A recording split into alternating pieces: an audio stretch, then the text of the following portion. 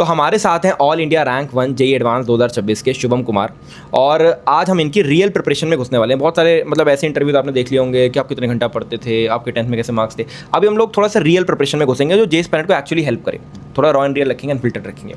तो भाई चलो इसी से चालू करते हैं, बिल्कुल शुरुआत से। आपने प्रिपरेशन 10th से चालू करी, 11th से चालू करी, कैसे करा था? सो 10th में जब मेरे को पहली बार जेई एग्ज़ाम के बारे में अच्छे से पता चला था, तब मैंने HC वर्मा स्टार्ट की थी पढ़नी, बिकॉज मेरे दोस्त 10th की स्टार्टिंग में आई थिंक 10th के जब 3 या 4 मंथ्स मेरे गुजर चुके थे नॉर्मल एकेडमिक्स के, उसके बाद तो उस समय मेरे दोस्त और मैं साथ में पढ़ना स्टार्ट किए थे। एंड देन फिर मुझे कुछ ऐसा जोश आया कि अब तो बहुत मज़ा आ रहा है, पढ़ ही लेना है। तो मैंने HC वर्मा की दोनों वॉल्यूम्स पूरी पढ़ डाली। एंड हाँ, 10th में ही। एंड कोई प्रॉब्लम नहीं किया था, कोई प्रॉब्लम सॉल्विंग मैंने नहीं किया था, बट मेरे को जस्ट पढ़ने में मज़ा आ रहा था। तो मैंने पूरी HC वर्मा पढ़ी, फिर फिजिक्स की NCERT भी दोनों पूरी पढ़ी।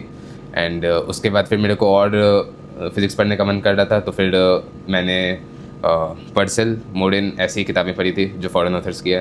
तो उस समय तक मेरा एक जो टेम्परामेंट होता है सोचने का फिजिक्स पॉइंट ऑफ व्यू से, वो डेवलप हो चुका था।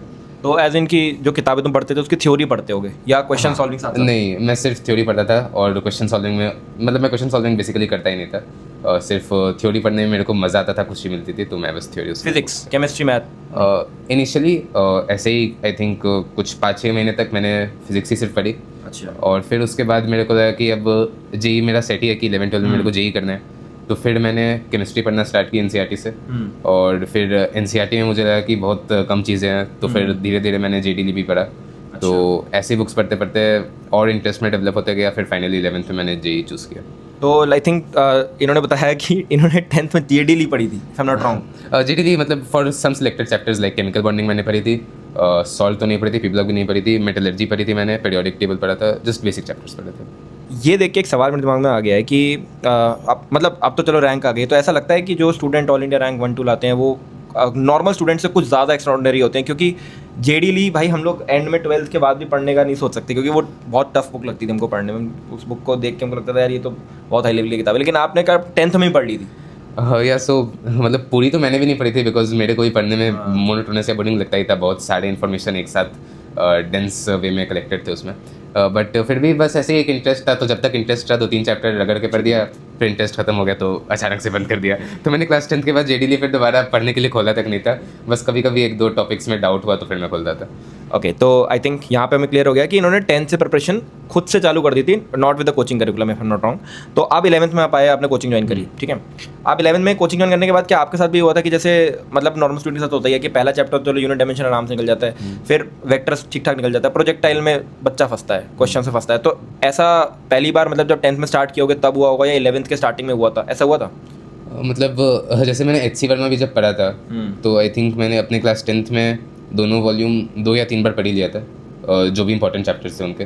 तो जब भी ये सब बेसिक चैप्टर्स पर जो जिनसे हम स्टार्ट करते हैं class 11th, like projectile motion, kinematics वगैरह, तो उसमें मेरे को प्रॉब्लम नहीं हुआ था, बिकॉज इतने बार पढ़ लिया तो सारे कॉन्सेप्ट्स क्लियर ही थे, सारे फॉर्मूले भी आते ही थे, और जो सॉल्व्ड एग्जांपल्स हैं मैं उनको भी देखता ही था। तो फिर एक आइडिया था ही कि कैसे सवाल को अप्रोच करना है। तो इसलिए स्टार्टिंग में तो कोई इन बेसिक चैप्टर्स में कोई दिक्कत नहीं हुई थी मेरे को। ठीक है, तो 11th में प्रिपरेशन स्टार्ट हो गई। अब यार मेरे को 2-3 चीज़ें बताओ, ठीक है। मैं जेई एस्पायरेंट के पर्सपेक्टिव से सोच रहा हूँ, हमारा एक छोटा भाई है जो जेई की तैयारी कर रहा है, अज्यूम कर लो, ठीक है, और उसको तुम्हें गाइड करना है। तो लेक्चर से देखना थ्योरी कवर करने के लिए ज़्यादा बेटर होता है कि जैसे तुमने एक रूट चूज़ करा कि बुक्स पढ़ना, तो उन दोनों में से तुम्हें क्या लगता है कौन सा बेटर तरीका होता है थ्योरी के लिए? मतलब आई थिंक ये स्टूडेंट टू स्टूडेंट बहुत ज़्यादा वेरी कर सकता है, और आई थिंक मैक्सिमम लोग लेक्चर देखना ही पसंद करेंगे, बस कुछ ही लोग होते हैं जो बुक्स पढ़ना पसंद करते हैं।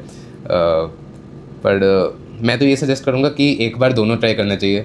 कोई एक ठीक ठाक सा चैप्टर उठाओ, जैसे यूनिट्स, डायमेंशन, वेक्टर तो नहीं, बट काइनेमेटिक्स या न्यूटन्स लॉज ऑफ मोशन जैसा कोई ठीक ठाक चैप्टर उठाओ, और उसकी कोई किताब पढ़ो, उसके सॉल्व एग्जाम्पल्स देखो, और साथ ही साथ कोई लेक्चर, वीडियो लेक्चर्स भी देखो, और देखो कि किसमें ज़्यादा मज़ा आ रहा है। तो आई थिंक जो ज़्यादा बेनिफिशियल होगा वही फॉलो करना चाहिए, वही आपके लिए सही होगा, यानी जो खुद से आप चूज़ कर सकते हो।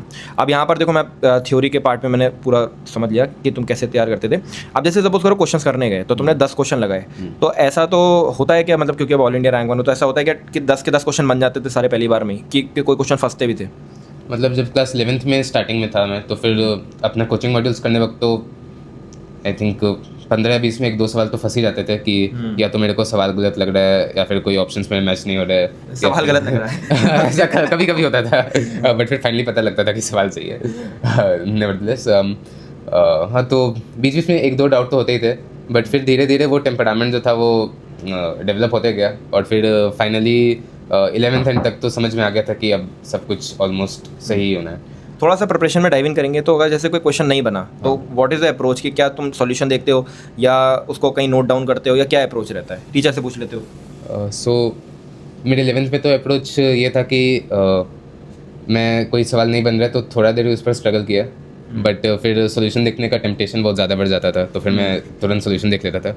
बट धीरे देखना धीरे चाहिए, सोल्यूशन देखना चाहिए। अब मेरे को लगता है कि नहीं देखना चाहिए, बिकॉज फिर ये तो 11th का स्टार्टिंग में मेरा था, but in the mid of my 11th मेरे को समझ में आया कि सोल्यूशन देखना मेरे लिए अच्छा नहीं है, बिकॉज उससे खुद का सेल्फ डेवलपमेंट नहीं हो रहा है। तो what I used to do कि जो भी सवाल मेरे से नहीं बना मैं उससे अपना एक डाउट मार्क करके रखता था, एंड फिर अब उसमें मेरे को चाहे कुछ दिन लग जाए चाहे कुछ हफ्ते लग जाए, मैं उसको ट्राई करते रहता था until I finally give up.